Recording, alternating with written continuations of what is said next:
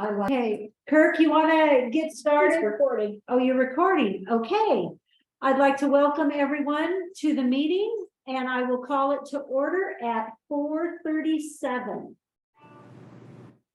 Please stand and join me for the Pledge of Allegiance. I pledge allegiance to the flag of the United States of America and to the republic for which it stands, one nation, under God, indivisible, with liberty and justice for all. All right. 1.2, adopt the agenda. Are there any corrections or adjustments? Oh, is that him? Okay, perfect.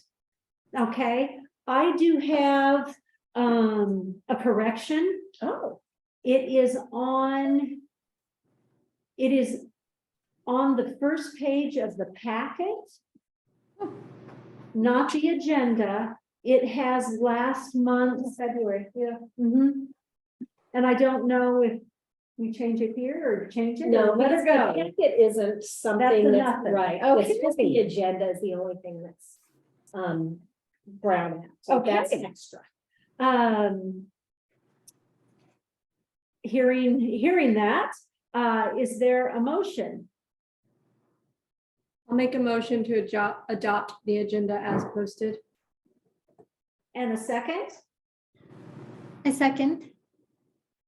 All right. It's been, motion's been made and seconded. All those in favor? Amy? Aye. Bianca? Aye. Melissa? Aye. And I also. 2.1 is our student presentation. I believe that he is ready to go. And I think there's multiple. Multiple Mhm. students. Okay. Well, hello, everybody. Hi, Trevor. Great to be here. So I'll just give a quick little introduction and then I'll pass the camera on over to the students. We spent a few weeks in February, which is Black History Month, researching influential Black Americans. And the students all did a really great job, starting with a graphic organizer and then using an outline to write informational essays. And then they capped it all off with slideshows about the person they chose to research. I think they all did a really amazing job. So I think we have two students here that are going to share their work with you. First up is a fifth grader, Miss Caitlin Gomes here. And Caitlin, who did you, or actually, you know what, I'll pass it on over to you and you could introduce your character yourself. So is there am I able to share my screen? Oh, probably not, but I'm going to let you hear in just 1 second. Okay.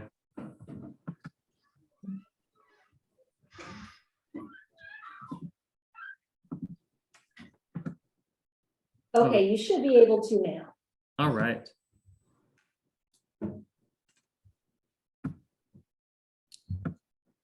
All right, Caitlin, you can step on up.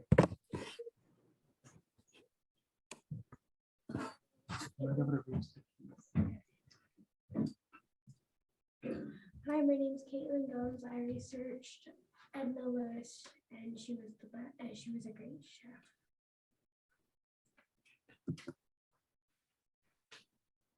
Edna Lewis was born in. Caitlin, I think you need to get closer to the computer. We can't hear you.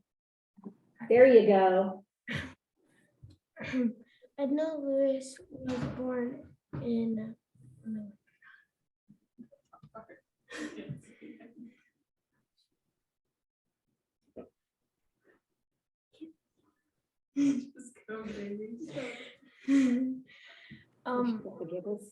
Edna Lewis was born in July something. I don't remember. I can't see. And she lived in Freetown, VA, but she moved when her father died to New York City. She sadly died in February 13, 2006. Yeah.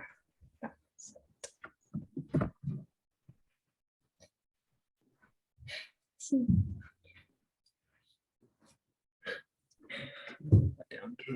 know I cannot.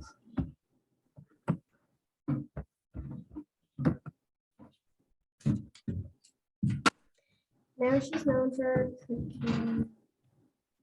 She's known for her cooking because she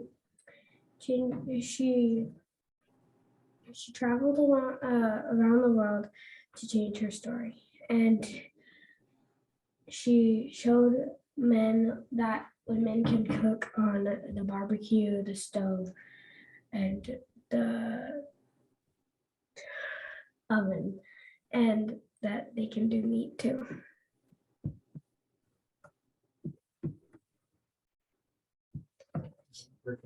It's not switching slides.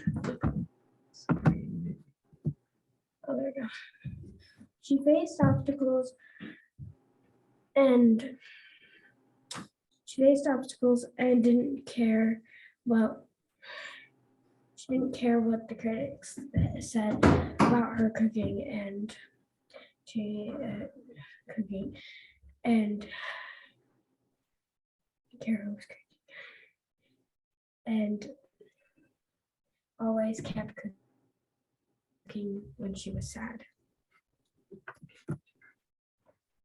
She changed her story by writing cookbooks and helping her family and friends. I looked up to her because I want to be a chef when I grow up. Thank you. The end. Thanks, Caitlin. Good job, Caitlin.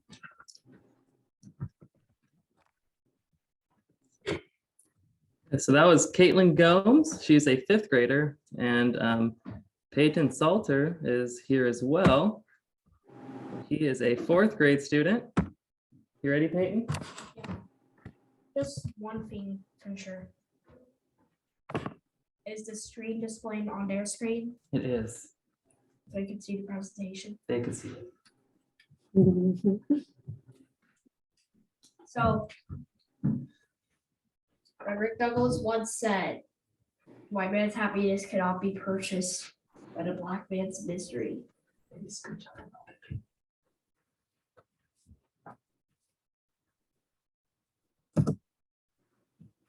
So, Frederick Douglass broke barriers for African Americans in government service. He also served as an international spokesman and statesman, just like Benjamin Franklin. And his name is Frederick Douglass because he changed it after arriving at New Bedford, Massachusetts. Now, Frederick Douglass faced lots of obstacles. One of them is that he was assaulted several times during the tour by those opposed to the abolitionist movement.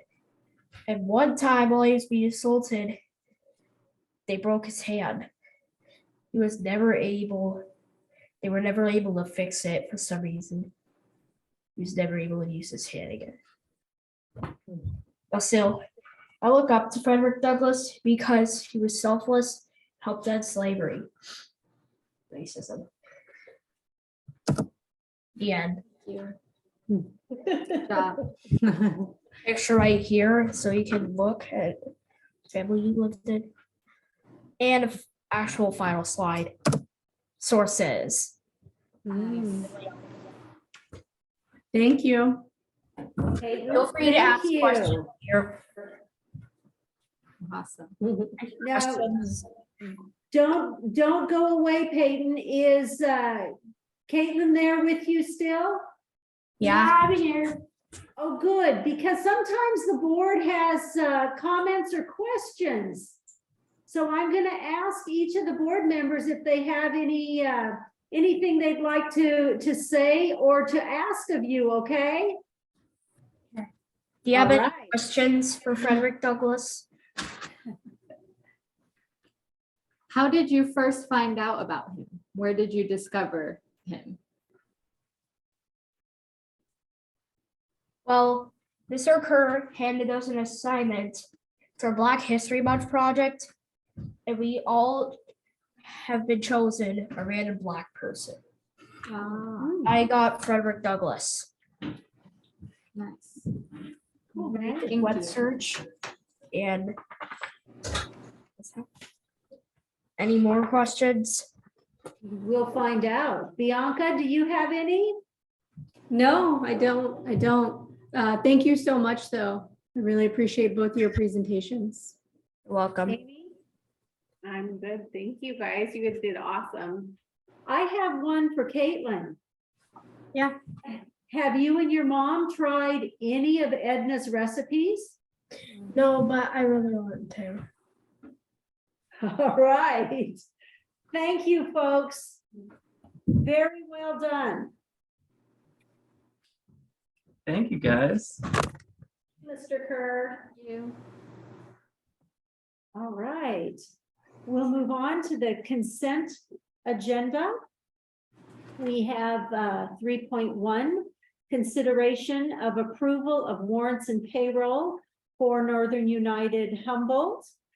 3.2, consideration of approval of warrants and payroll for NUCS, batch number 0209 and 0200. Then 3.3, consideration of approval of minutes for the February 8th board meeting, and 3.4, consideration of resignations, hires, leaves, and change of assignments. Are there any questions, comments, anything? I didn't have any questions. I'm happy to see the hires. No, that's been a long time coming.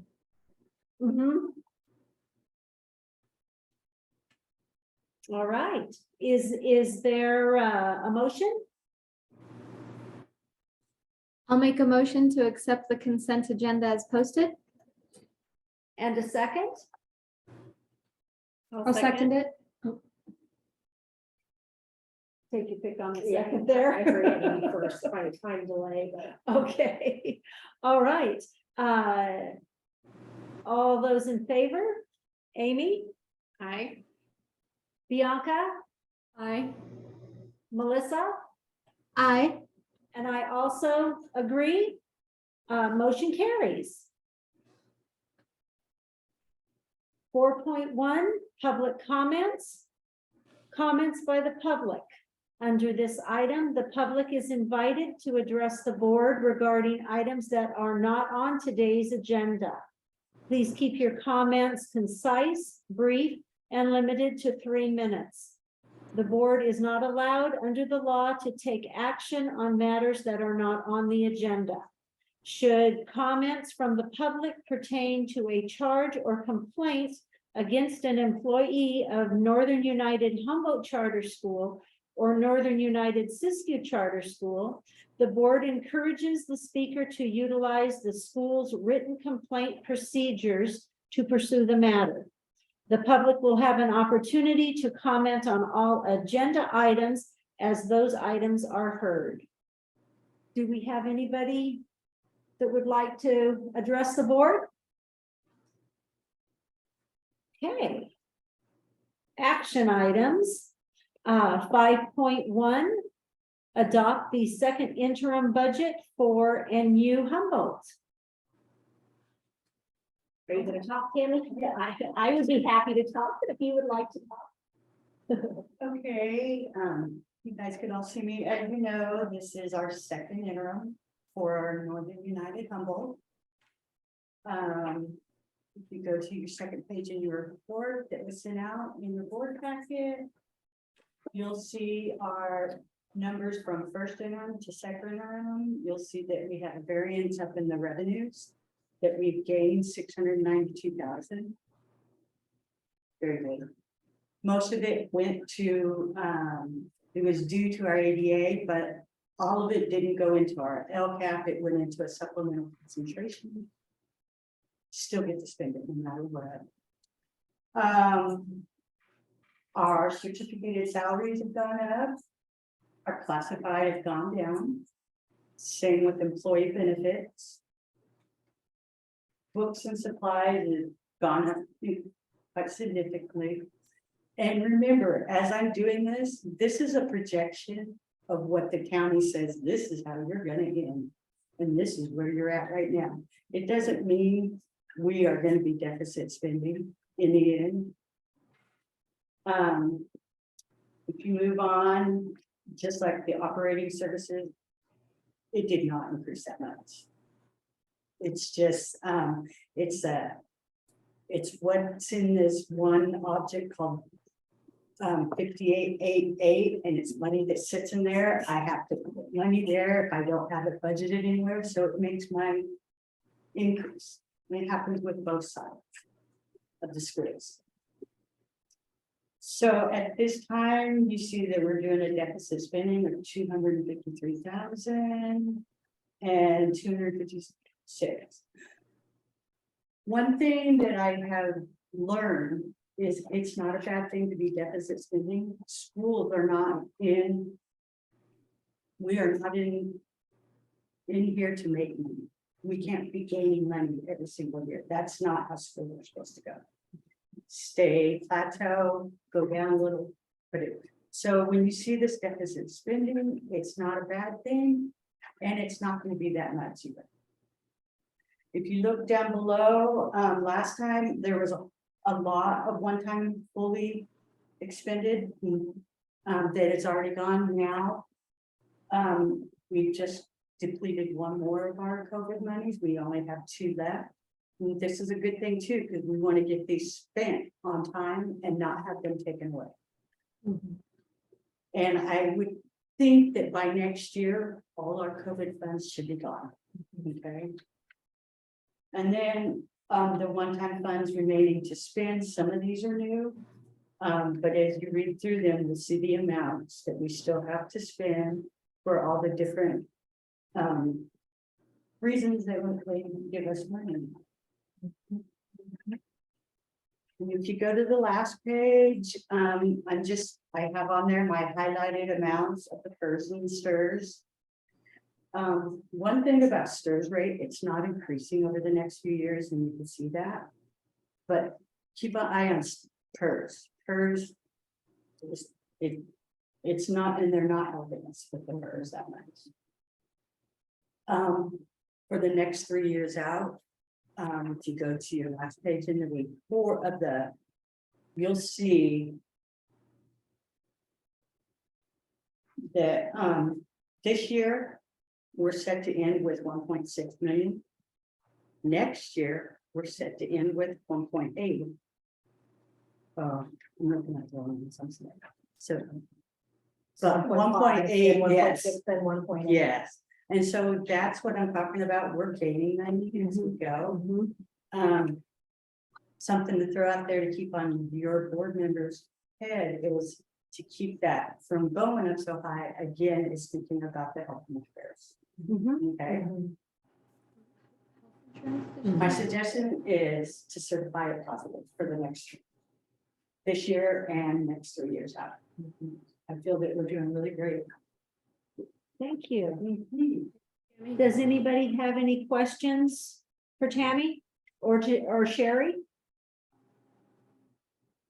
No. Okay, hearing none, is there a motion?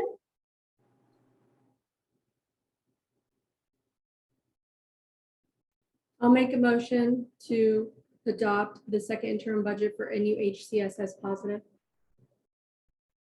And the second? I'll second. Okay, their motion's been made and seconded. All those in favor? Amy? Aye. Bianca? Aye. Melissa? Aye. And I also agree. Motion carries.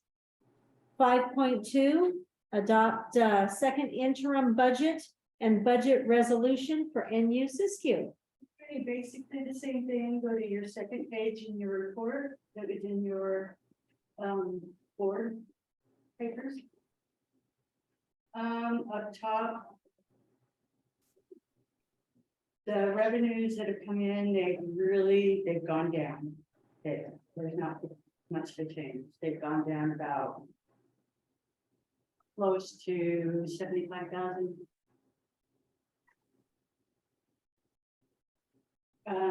Salaries have gone up, both certificated and classified. Benefits have come down. Books and supplies have gone up, not by that. 8,000 is pretty much a drop. That could be one order. Services and operating supplies have gone up 52,000. Again, if you look in the second interim where it says 1,868,000, we would never spend that much in services and operating in a year. I don't even think Humboldt. It's just, it's money that's sitting in this one object that makes that number go up. So I have to budget it somehow, and that's what happens. And then when you go down and look at your revenues compared to your expenses, it's pretty high, 625,000 to $332. So again, we will never meet that deficit spending. We'll be under deficit spending. I've been keeping very good track month by month on SISU. I have a spreadsheet where I input all my expenditures, showing what we spend for the month. We are nowhere set to come anywhere near this for the year. And I could go ahead and email that to you guys so you can see just where we're at with SISU. And I can do it for Humboldt too, because I do have one for them, but it's easier to run reports in Humboldt. In a way, they sort of see what the monthly expenditures are in the fiscal report that's included, because that says how much we spend every month. Exactly, and it's to the T. Yeah, Because I did check it, and I Once like checked it cleared. and Yeah. everything. Below that, you'll see, over in SISU, we still have a lot of funds to spend. We just, fully expended the 3214, but if you look down below that, you'll see there's still a lot to go. 3212 has to be spent by the end of this year. So that would be the only one I'm worried about, that me and Vivian are working on that to get that down. And then all the other ones, they have a later date, except for the 3217, which will get that spent by the end of this year. And 3216. Yeah. So that's where we're at with SISU. Again, I feel like that this one is to be certified positive. Thank you. And then remember this one when you guys are, oh, sorry, Kevin. Any questions? Any questions for Tammy or Sherry?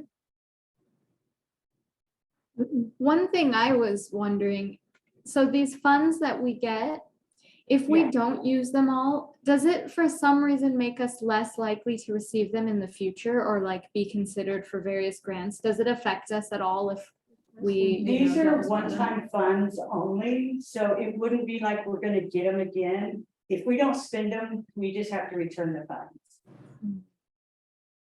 We will spend every day. Yeah.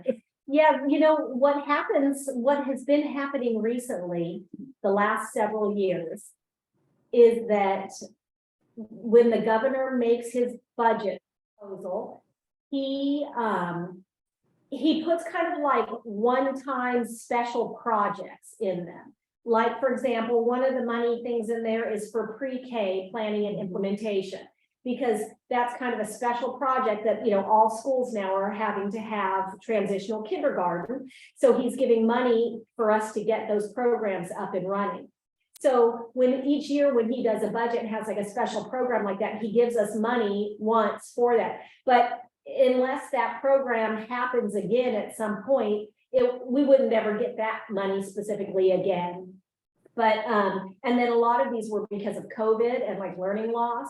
So again, unless something comes up, I don't know that we'll get those ones again. But I do know what you're saying, Melissa. Sometimes if you don't spend money and then you ask for that same money again the next year, they won't. These ones aren't quite that way. There are funds that are that way. One of the ones that's like that, it doesn't affect us because we don't have buses, but bus transportation funds work that way. If you don't spend all the money you're getting, then the next year they will give you less. And so what school districts do that have buses and stuff, at the end, if they're getting close and they haven't spent, they'll buy like tons of sets of tires just to have sitting in a warehouse, because if they don't spend that money, they won't get it the next year. And So you're right, some funds are that way. These ones don't happen to be. And I can't think of any that we do get that are that way. That bus one is the only one that's in my mind. Transportation, Yeah. I believe, is the only one like that. It a good used to question. be deferred maintenance, but Yeah. the schools aren't getting deferred maintenance anymore, but I know. One other thing I was gonna say, just for whenever you guys are ready to make the motion, remember, this is the one, SISU is the one that also requires, in addition to certifying the second interim, it requires adopting the resolution that allows SBOE to transfer the money within our account to balance out the second interim. So it's like a two-part motion for this one. Any other questions? All right, is there a motion? I'll make a motion to adopt the second interim budget and budget resolution for Northern United Siskiyou Charter School. And a second? I'll second the motion. All those in favor? Amy? Aye. Bianca? Aye. Melissa? Aye. And I also agree. Motion carries. We have to adopt it as positive though. Like the first one, we adopted as positive. Oh, that's right. Yeah, do you wanna, did you mean to include that in your motion? Because that's how it is in the minutes. Yes. As Good job. positive. I thought I heard her say that. Yeah. Yeah. I think I did. I'm not very quick. That, you're right. Okay, moving on to 5.3, approval of financial statements with independent auditors report for fiscal year 2021-22 for NU Siskiyou. Okay. So this is the Siskiyou audit, and I gave you guys each the actual like bound books that they produce for that, but also a digital version was in your packet. There were two findings in this audit. One finding is for being late, which, you know, this is one of those bones of contention that our auditor requests us to ask for an extension. And when the extension is granted, as it was granted, he insists that it is still an audit finding. And there is dispute among the auditors on that topic, actually, but his firm, that's the way they go. So that's one of the audit findings. And what's most unfortunate about that is that was also a finding last year. Again, last year he asked for us to get an extension and it was granted, but it was a finding, was our only finding last year. And to me, it always looks bad when you have the same finding back to back, because it looks as if you haven't learned from your mistakes. You didn't put in the protocols to make sure that that wouldn't happen again. Well, I assure you it's not going to happen again. Not because he wouldn't ask for an extension again, but, and this is something I'll talk about in my director's report more, but he's not going to be our auditor next year. So, and the other auditors that I've been getting bids from so far, the one that I've talked to, they don't agree with that finding. So anyway, this might legitimately be the only last time we have that finding. But the second finding that's really more important and something that we will learn from and correct so that as to not have that happen again, we underreported the number of students who qualified, well, who were unduplicated. And what that means, either they qualify for free or reduced lunch, or they're an EL learner, or they're a foster youth. In this case, it was two students who did qualify for free or reduced lunch, but we did not count them as qualifying for free or reduced lunch. And you guys know we get additional funds for every student who qualifies for free and reduced lunch. So by not counting those two, we underreported, and therefore we did not get $1,000 that we should have because of that. One thing I do want to assure you is those students, whoever they may be, I don't know the specifics of them, if they did not have to pay, even though we didn't count them as free or reduced, we weren't charging anybody last year. And so everybody got the lunch for free anyway, which is why it makes it, a little more difficult to account for the kids who qualify for free and reduced, because if you're giving everyone free meals anyway, parents are less eager, whatever, to give you the application that says they qualify. And what's unfortunate about that is we get money for that. We're outside of the whole lunch program thing. We get additional money for every one of the students. So we do try to get those forms in, even though nobody's paying for lunch. But that's not what happened in this case. The parents, they did qualify, either if they turned in a form or from direct certification. Like if somebody qualifies for, like, say, Medi-Cal or SNAP or something like that, even if they don't turn in the form, we actually are tapped into a state-like database that tells us who qualifies. So either they turned in the form or it was direct certification, but either way, we should have known and did not, and therefore we lost $1,000 because of that. Per student? No, I think it's total. Yeah. So that's just one of those things where, that was a finding. And so whenever we have a finding, we have to give a corrective action saying what we're going to do to, like, make it better, how we're going to correct it. And so in the late audit finding, we said that we would work closely with our auditor in the future to make sure that our audits are done on time. And then this one, we said that we would double check the direct certification and the meal applications, double check those with what is reported in CalPADS more closely. So this is just approving the audit for fiscal year 21-22. And I do anticipate Humboldt's audit will be on next month's board agenda. Obviously, it's very late because this one was late and we don't have the Humboldt one. The Humboldt one, the reason the extension was asked for was not our auditor's fault or anything. It was every school district and charter school and the county office in Humboldt County had to ask for an extension because the county treasurer has not completed their cash balance reconciliation from the year. And so that is needed because that's where our money is kept. That's our checking account, basically. And so you guys probably have heard on the news about that embroiled county treasurer that we have that's being sued by the state and all that. So that department has been like a big mess and it's getting cleaned up now. But anyway, that's why that one is late. Any questions for Sherry? Okay, is there a motion?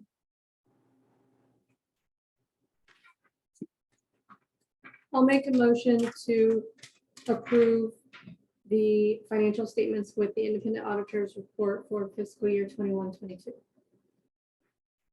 And a second? I'll second. It's been moved and seconded.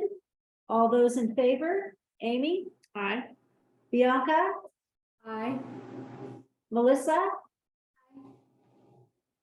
You couldn't hear her, but her mouth was open. Okay, Did you thank see you. that? Oh. I didn't. Oh, but I believe yeah. you. And I also agree the motion carries. Moving on to 5.4, approval of Avid overnight field trip. Okay, this is a fun one. Yeah.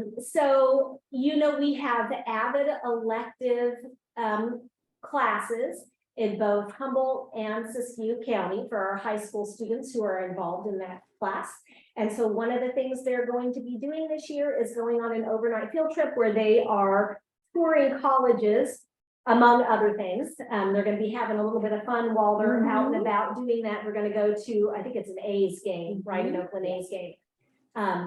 But anyway, so because it's an overnight field trip that requires board approval, they submitted all of the background information. You saw their itinerary and the chaperones, contact information and all of that. We don't have a list of students going yet because they don't send out permission slips to the families until it's approved, here. So at some point, we'll have a list of the students that are attending.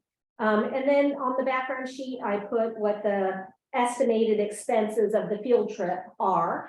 And just so you know, one of those funds that needs to be expended that, Tammy talked about in the second interims, we received a grant for A through G, improving our students like college prep eligibility. And so that would be, this field trip would be an example of a way that we would be spending those funds. Cool. And that was one of my questions that I had. There you go. Because you talked about some fundraising, but. They did fundraising for food. And I think that is embedded in the class as something, there's some benefit to that, to educational benefit to doing some fundraising. Exactly. Any questions for Sherry? No, I think it's great though. Super, looks fun. Yeah, it does. Well, and the fact that like Humboldt and Siskiyou students going together. I love that. Yes. Is there a motion? I'll motion to approve the Avid overnight field trip. And a second? I second the motion. It's been moved and seconded. All those in favor? Amy? Aye. Bianca? Aye. You said, Oh, she said aye. Okay. Melissa? Aye. And I also approve. Motion carries. 5.5, approval of 2023-24 calendar for NU Humboldt. yeah. So it's that time to adopt the school calendar for next year. So we sent, by we, I mean Kirk, I don't know if I don't see his face on there, but I'm sure he's in there somewhere. He created a survey and sent it out to staff, getting staff's input on the two options. We created two different calendars. And so then sent it out to staff, and staff voted on the one they preferred. And so it's this one, the majority voted on this. And I just have to say, the calendar is one of those things that every year, when it comes time to a holiday, we get a lot of feedback, not necessarily positive feedback, on the fact that our holiday didn't align with this particular employee's kids' school holiday.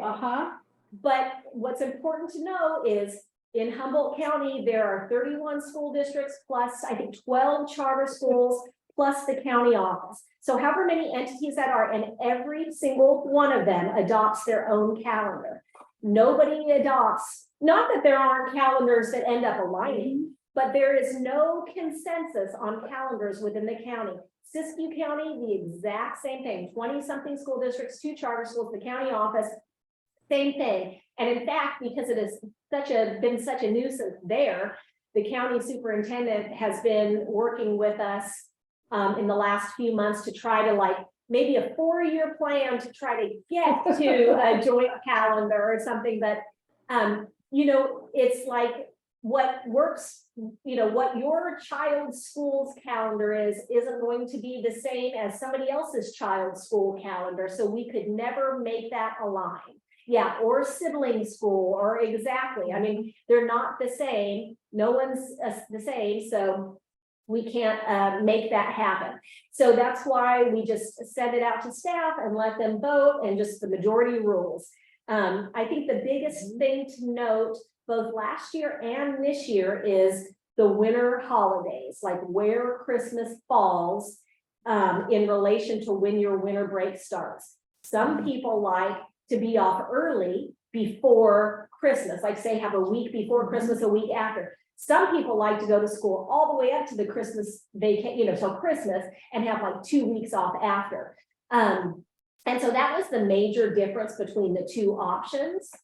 So, and then we keep the same calendar for Humboldt and Siskiyou because it would be very difficult for our staff who work for both locations if they weren't aligned. So like, for example, our school psychologist, Mitch, he wouldn't maybe have a vacation if they weren't aligned. And that's actually what happens with the county offices, because county offices have so many staff, like school nurses, for example, that go into all the schools. And everybody's calendar being different makes it so the county office staff don't get breaks. And so that's why the county office staff is always trying to push to this uniform calendar. But every school has their own, their own character, their own local control, their own whatever, for example, Northern Humboldt, being a high school district, they want to finish fall semester before winter break. So the kids could take their fall semester exams before winter break and not have to come back after being gone for 2 weeks and then take exams. So because that's a high school district, they always push for that early one. Everybody has different reasons. In Ferndale and Fortuna, they have the fair that happens in like late August. Yeah. And so that's an issue for them. So everybody has their different reasons for not aligning calendars. So that's my spiel. That's my soapbox on the calendar. But this is nothing new, having it like this across the counties, and I don't see it, even if there's a 4-year plan, it's not going to align. That is a pipe dream. I know. The county superintendent in Siskiyou County says that when he took the job, he was told that the fastest way to lose this job is to try to push for a uniform calendar. It's not. Any questions for Sherry or comments? I would just add that the final vote was 60-40 Oh, wow. between the two Yeah. choices. What's So The it was a final solid vote was majority. 60-40. Oh, 60-40. Yeah, so it's not like a landslide, but Whoa. so it's kind of 50-50 almost. Who Almost. likes to go before, who likes to get out before and after. All right. Wow. Isn't that the same as spring break too? Science school? Yes, Uh-huh. yeah, right. Spring break, President's Week. Right, but spring break, some schools like to have it halfway between President's Week and the end of the year, so that it's like evenly spaced. Yeah, Some schools like to align it with Easter, with Easter. so it's all Uh-huh. different. Yeah. Okay, hearing no more comments or discussion, is there a motion? I'll make a motion to approve the 23-24 calendar for NUHCS. And a I'll second? second. All right, it's been moved and seconded. All those in favor? Amy? Aye. Bianca? Aye. Melissa? Aye. And I also agree. Motion carries. 5.6, approval of 2023-24 calendar for NU Siskiyou. Same. Any questions at this time? Okay, is there a motion? I'll make a motion to approve the 2023-24 calendar for Northern United Siskiyou Charter School. And a second? I'll second. All those in favor? Amy? Bianca? Aye. Melissa? Aye. And I also approve. Motion carries. Moving on to discussion items. 6.1, discussion of onboarding, offboarding protocol for NU handbook. Yeah, so this was my first stab of what, I just tried to remember all the things you guys had said, because it seems like while we've been working on all these protocols, a lot of things were coming up to put on this particular one. So I just tried to remember the things that you had said and put them on here. And I figured this was just our first attempt, and you guys would probably think of all kinds of other things that should go on here. So I don't don't know if you know, how you want to handle it. Either if you, I guess just a discussion. I was gonna say, if you guys think of things, email me and then I can put it on next time, but maybe not. I don't know. I'm just like, do I get a school badge now? I mean. Oh, you Oh, don't have a yes. school badge. You'll get a school badge. You know, I I mean, think I took that's your so picture and I just exciting. never made it. I don't know, maybe. Yeah, I so the swear. Well, I hope badge, your picture turned out because mine looks like a mugshot. Thank you, Kurt. have one of these. I have kids here, so they don't think I'm just some crazy person walking around. Any comments? I do have a school badge. I think I said one time, I don't even have one of those, but I kind of imagined like a sheriff's badge, like metal, with, you know. Yeah. Anyways, I just thought that was funny. One thing I was thinking is, did we want a section like almost like a pre-onboarding section, like a I think we might have talked about letting potential board members know, like we wanted to make them aware of what they were signing up for, what they would be before we interviewed them, so that they could like fully commit. Because I believe we talked about that at one point. I don't know if you guys remember that. I do think we talked about that. I think, if I'm not mistaken, I think we talked about doing that like either when they come to interview, or maybe when they first turn in their like application that they're interested or something. I don't remember if we talked about putting it in this handbook, because the handbook would be for once you're already a board member. That but- makes sense.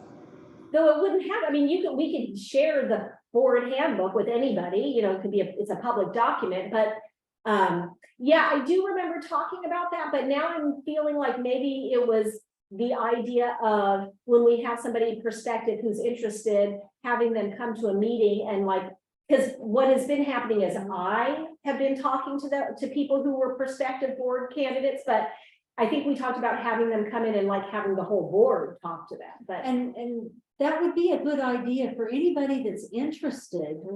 You would think that they would come and see what it's all about. Yeah.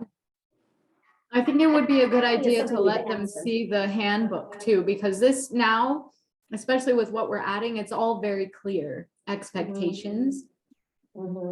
Yeah. Yep.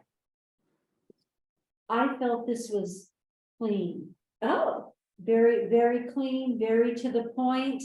I like the lead-in sentence about a strong board member. I overall have nothing that I would change. You didn't feel like there was anything that I forgot or that should be added? That's kind of, I was thinking for sure there was stuff that I was forgetting that we had talked about. We had talked about an itemized list of materials. Yeah, But then we cleaned that up. yeah. Just left the broad statement, what belongs to us, return it. Mhm. I agree with that.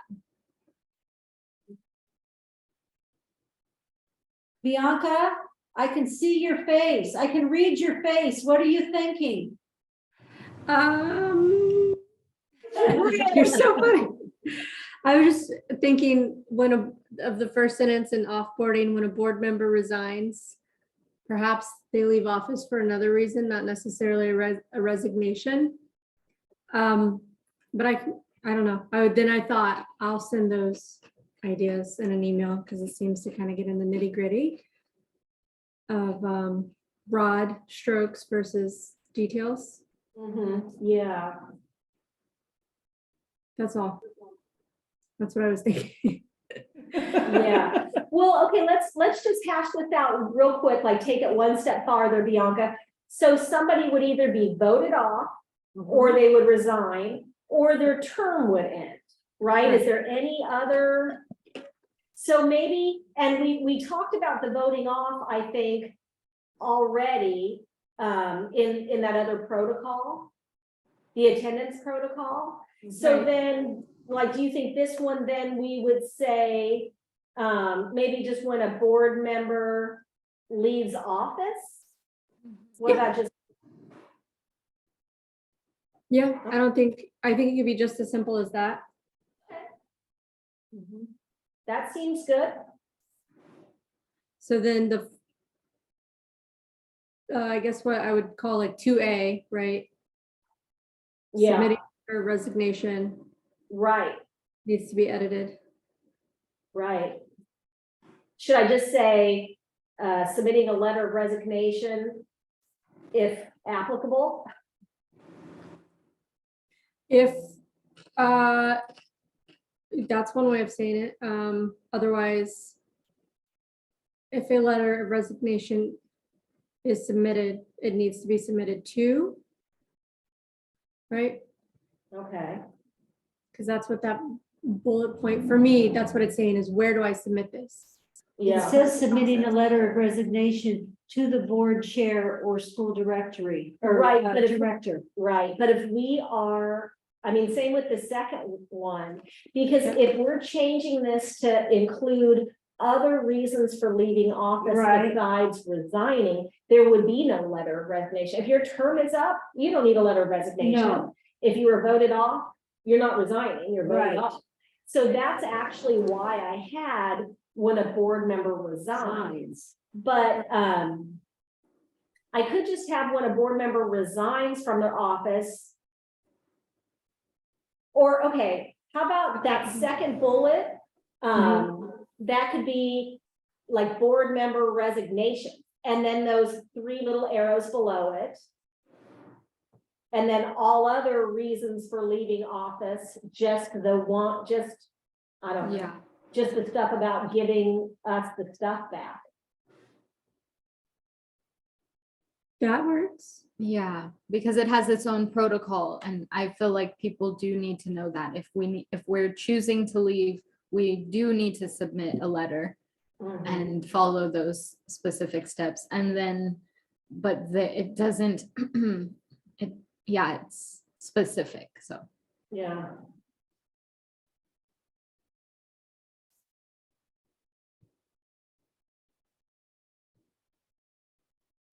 Okay. Any other comments or questions? I have none. Okay. Moving on to reports. 7.1, the enrollment and attendance report. That's in our packet. Any questions or comments? 7.2, financial report for both NU Humboldt and Siskiyou. Any comments, questions? 7.3, director's report. Oh, boy. Let me find it. There it is. Okay. Okay, my first thing was a reminder about Form 700s, and so we already talked about that. I just wanted to let you know that I had a presentation today at Humboldt County Office of Education. It's going to be an annual presentation to them about us, and it went well. It was very quick. Thank you guys very much for being flexible with the start time today. I appreciate it. As I mentioned earlier, we are no longer going to have the same auditor that we have been having. And, you know, it just feels like an end of an era, because David L. Mooney, LLC, you know, is the auditing firm that we have been using the entire time we've had Northern United. But before that, when we were Mattoll, we had him, David L. Mooney, and even I think before that, before Mattoll Valley Charter School, when it was just just the district also had it. They have been auditing in Humboldt County for I don't know how long, but our particular auditor, Mark Wetzel, has been doing it for 35 years. So it's been a long time. And what happened is he called me one day and let me know that their firm has decided to no longer do school auditing. They have just decided as a firm to go a different direction. So they'll continue to do auditing of I don't know, nonprofits or whatever, and they'll continue to do taxes and different things, but they don't want to do schools anymore. And it is really because compliance in schools has gotten out of hand. There's just no other way to say it. He said when he first, many years ago or several years ago, I don't know, the compliance manual that they had to follow was 20 pages. Now it's 80 pages. And this is kind of the way that the state does things, is they add more and more requirements. They never take anything away. So it's just more and more and more. And they just could not do it anymore. And what is interesting about this is this is not an isolated case. So that's our auditor, that he does both schools, or this auditing firm does both schools, but he also does lots of other school districts in Humboldt County. He's based in Humboldt County. Well, in Siskiyou County, the auditor that does the county office there, plus all the districts except for our charter, because we have this guy do it, they are very unhappy with him. They also have been getting extensions, asking to be extended. So they put out a request for proposal for other auditors to try to find space. No one will take them. And then, so same here, now that David L. Mooney's firm has decided not to do schools, well, all of us who have had him in Humboldt County have been reaching out to other auditors. The county office has been helping. They have given us the names of 5 different auditing firms to contact to try to find a new auditor for next year. I've contacted all 5 of them. Only one has returned my call. And that one is James Marta is the name of the firm, and they do some other districts here in Humboldt County already. Well, they are almost, not quite, twice as much as what David L. Mooney has been charging. And so David L. Mooney, what we were paying this year for our audit was $16,000 in Humboldt and $16,000 in Siskiyou, and that includes the audit plus our taxes. They do our taxes too. If you form 990 is the federal one. I can't remember what the state one's called, but they do the taxes too. So that $16,000, I believe, is inclusive of the taxes as well. Well, Marta quoted me $26,000 for each school, so not $16,000, but $26,000 plus an additional $2,750 for the taxes. So it would be pretty close to $29,000 versus $16,000. And they are the only ones that have gotten back to me. And if I don't give them a response very quickly, we won't have them, because there's a limited number they can take on, and they've been now called by 20-something districts to get a quote. So it is a big bummer. And because nobody else has contacted me, I even had Corey Weber at the county office assistant superintendent of business. I told him that the other ones weren't reaching out to me. Like, for example, the firm that does HCOE was one of the ones I contacted, and I let him know that they hadn't gotten back to me. So he emailed them himself and CC'd me and said, hey, would you please? Nothing, crickets. So now it's been a couple weeks and only this one has gotten back to me. And so he actually reached out to me today and he's like, have you decided? Because we've taken on a few more board meetings today, hopefully you're not all full by the time I make a decision. But I feel like we're at a point where I can wait and see if we hear back from some of the others, or we go with this. And that's kind of the point we're at. They are willing to do both Humboldt and Siskiyou, which that's the other thing that I was a little worried. I had thoughts, should I reach out to the one that does all the other Siskiyou districts and the Siskiyou County office for Siskiyou? The problem with that is then our staff here who are assisting in the audits are doing it like twice. Do you know what I mean? We're having to get the documents and everything to 2 different people in 2 different ways, 2 different times of the year, 2 different, completely unrelated. So I do like the idea of still having one auditor doing both schools, because like once they know us, they know us, Have you reached out to other accounting firms outside of Humboldt? Oh, none of these are in Humboldt. Oh, none of them are. Oh, no, this is not in Humboldt. David, he was, but none of these others are. Yep. I have So- a little tidbit to add.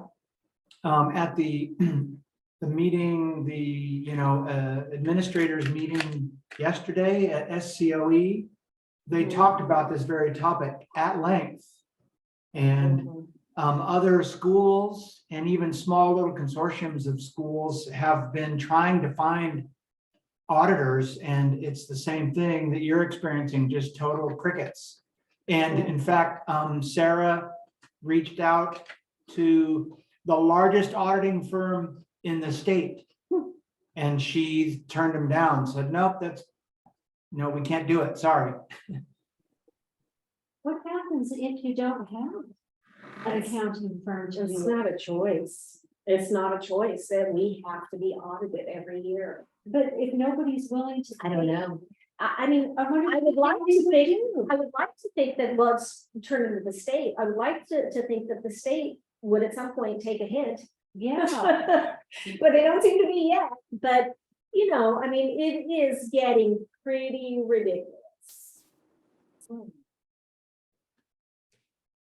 So anyway, I have one other thing on my report, you know, that I just wanted to share, and it's maybe a little lighter hearted, I don't know. Oh, I have two more things to report. First, the lighthearted one. I just, 4 staff members, including myself, Kirk was another one, attended an ethnic studies conference on Friday and Saturday in Santa Rosa.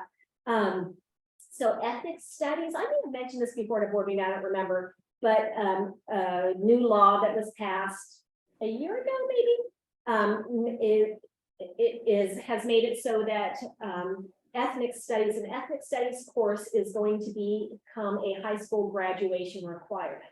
And so in anticipation of that happening, there's lots of training right now and also funds for us to get prepared for that course. So it is, I'm probably going to say the year's wrong, but basically it's like kids entering as a freshman in high school, not next year, but the following year. So by the time those 9th graders graduate 4 years later, that's when like this goes into effect. So obviously you have to have the class up and running before those 9th graders come. So anyway, we went to this conference and it was really good because it was in Santa Rosa, but what the state has done for this, and they kind of do this for every new initiative that they have, they break the state up into regions and they pick a county office to be the lead for that region.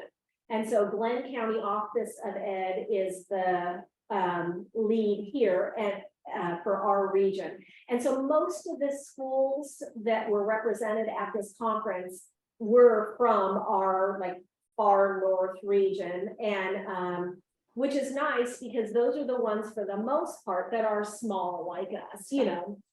But anyway, I think we walked away, you know, we going into it, we're like, oh, conference on a Friday night and a Saturday, you know, but we walked away from it, I think feeling really good about the things we took away. So I just wanted to give you a heads up that that's something kind of coming. And then the last thing, unless anybody has any questions about any of that. Okay, the last thing is Tammy has an announcement.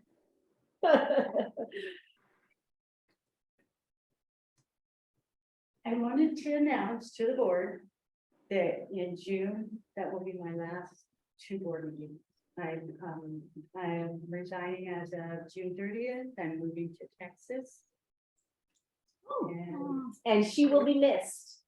And I will miss these people. I've been with this school for 20 years, not just New Church. To me, it's a school. Yeah. It's been here for 20 plus years. So Yeah. I don't think of New Charters or Toll Valley. I think of it as a family. Yeah. I will miss this place. I will miss my members, but I am moving on. And I want you guys all to know that. Not leaving here bitter for any reason. We're moving. Good luck. Thank you. I'll see you guys next month. yeah. What part of Texas? Do you know where Dallas is? So as you go up, you get Plano and McKinney. I'm moving to Sherman, up closer to the top of the border. Like Hill Country? Yeah. Yeah. So. It's that's beautiful. where- And what made you decide Texas? We have a little family there. Gas prices is a big reason, and I'm actually just retired. I'm gonna maybe do part time at home, but Yeah. I'm ready to, To not get out of bed when the alarm goes off. yeah, or go to my desk with my, jammies on the bottom. and Yeah. check shit out. I'm ready. Congratulations. Good girl. Well, thank Good you, girl. guys. And I hope the best for this school forever. Mhm. Thank you. You have ownership of it and you want to see it succeed. Yeah, I do. Yeah. Maybe I could be a board member from the top.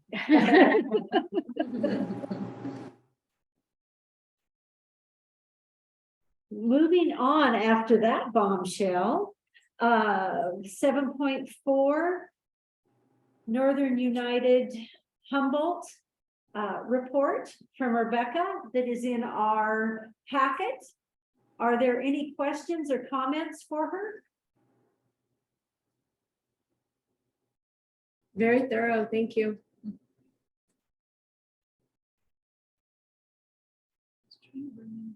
Looks good. Everything is there. Look, it looks good. I love the color pictures. And now we'll move on to 7.5, which is Northern United Siskiyou's report that Kirk submits. Any questions or comments or anything that you wanted to add, Kirk? I was tempted to put in all the pictures of all the shoveling that I've been doing. But, If it's in color, it'll be great. Good deal. Thank you both for doing this. 7.6, which is the board report. Amy, do you have anything to report? I do not. Bianca? I do.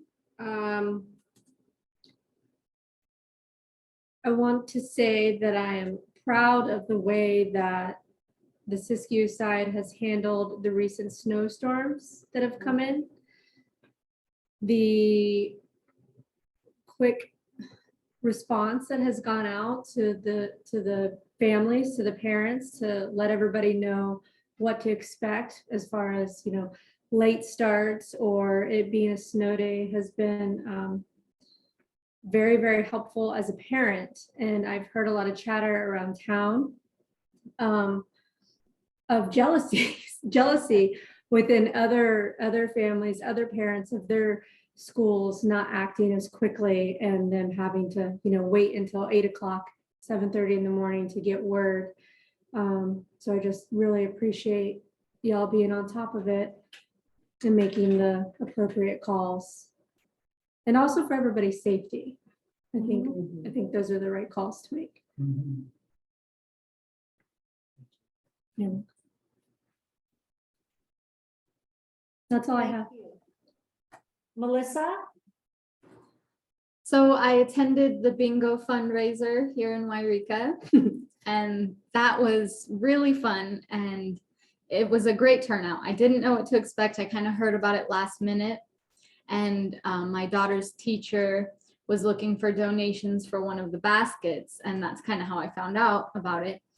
And so I threw some stuff together and showed up with some of my family and it was full on bingo, crazy, lots of people and a lot of people that really supported the school buying food and a lot of tickets. And it kind of ended up funny because I think out of maybe how many baskets were there? Like 5 or 6? Yeah, 6 baskets. 6 baskets. One woman won 3 of them and some dessert. So that was, but I'm hoping that she must have bought a lot of tickets. She did. And we raised almost $1,100. Oh, wow. Yeah. Great. Yeah, that's great. So I was really proud of seeing all the staff, teachers, all the teachers were doing the work. And I realized like, man, next year, I think it would have been more fun to be hanging out with them. So, yeah. Yeah, some of the teachers cooked all the food that you ate was Wow. cooked in the kitchen and back by the teachers. Yeah, and what was it that the Elks Club Elks. donated the food Well, they and we don't, cooked it or something? yeah, they donated the ingredients. The and we ingredients. cooked it. Oh, cool. Yeah, so that was really nice.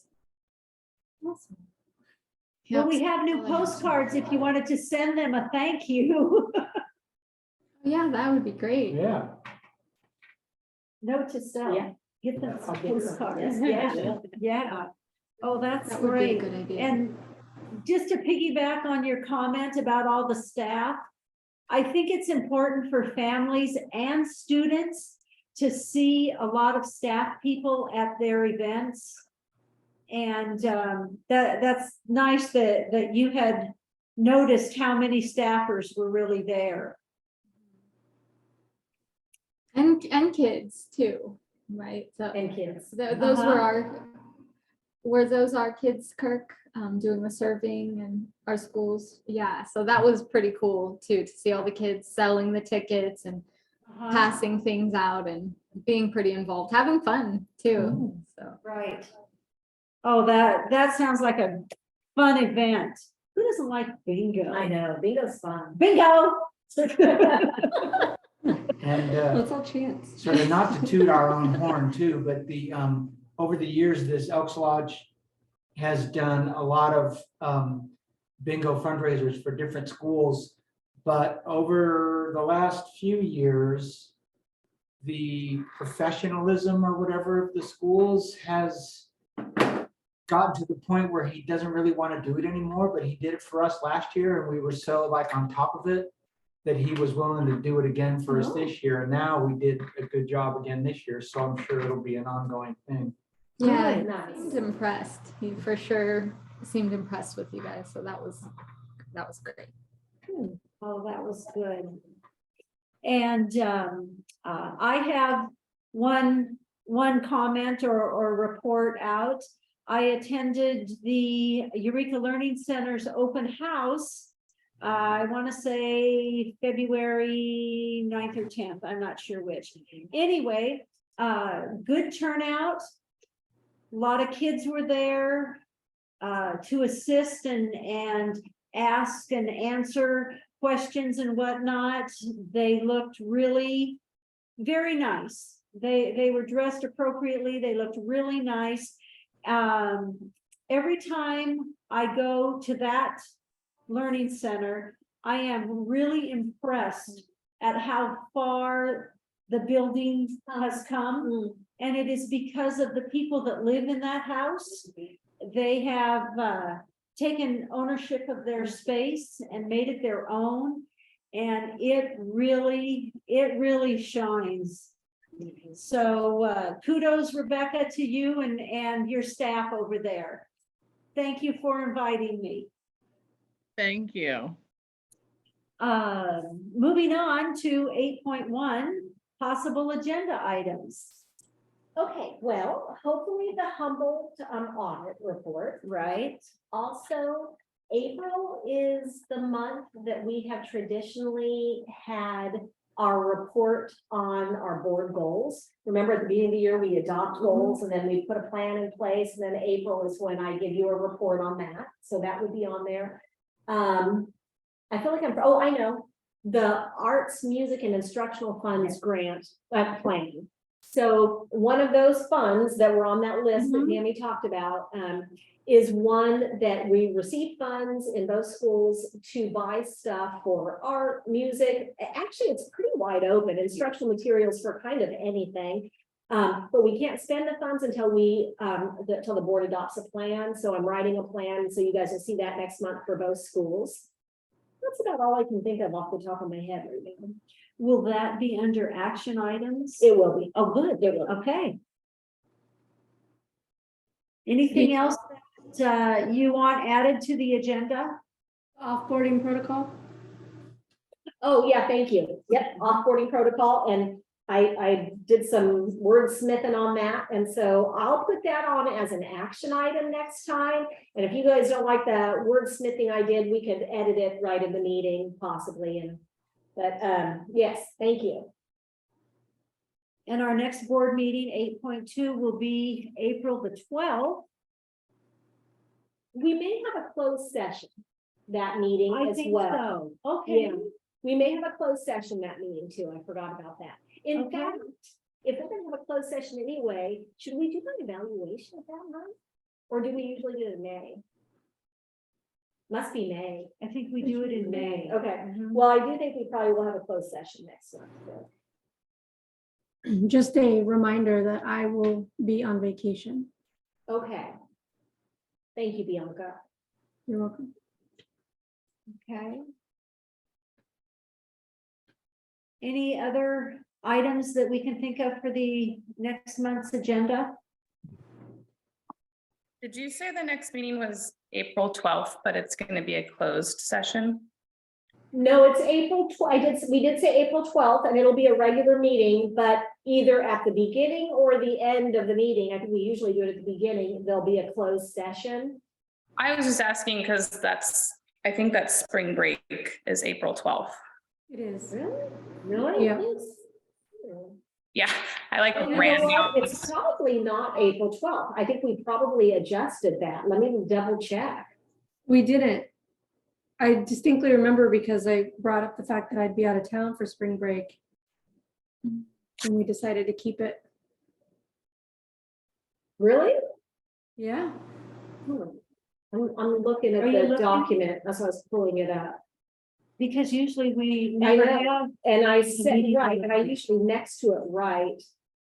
Right. Online on the board meeting, like meetings, it says April 5th. Yep, April Oh. 5th, and it's the first Wednesday due to spring break. That's what it says. Oh, yeah, I have it on my That's what I have calendar on, too. that's what I have on the website. Okay, You Yeah, know, thank you. the issue with this is the second time that you have done this to me, so I have egg on my face. What did I do? Put the Put the wrong wrong date on date. there. Uh-huh. Don't ever trust me. I still have April 12th. Yeah, that's what she Yeah, said. that's on my calendar. I have it in here. It is April 5th. Well, you know what happens when I'm making this agenda? I just open my calendar and see what the second Wednesday is, but I should refer to our board meeting calendar that we adopted, and I don't. So sorry. Yeah. Okay, we get it all sorted together, but I ran downstairs to get the calendar because I thought I might be imagining things too. Thank you for pointing that Strike out. 3, I'm out, you know? There we go. Can I be out? No. I'd like to thank everybody for coming tonight. And we will have our April the 5th meeting, starting at our regular time of 4 o'clock. And at 5:55, I'll adjourn the meeting. Thank you. Good night. Bianca, will you be here then? Thank you. Bye. Well, I leave the Sunday before spring break or the Monday, something like, so yes, I will be here. I clearly remembered wrong. I don't remember us changing it. I'm glad we did. Yeah.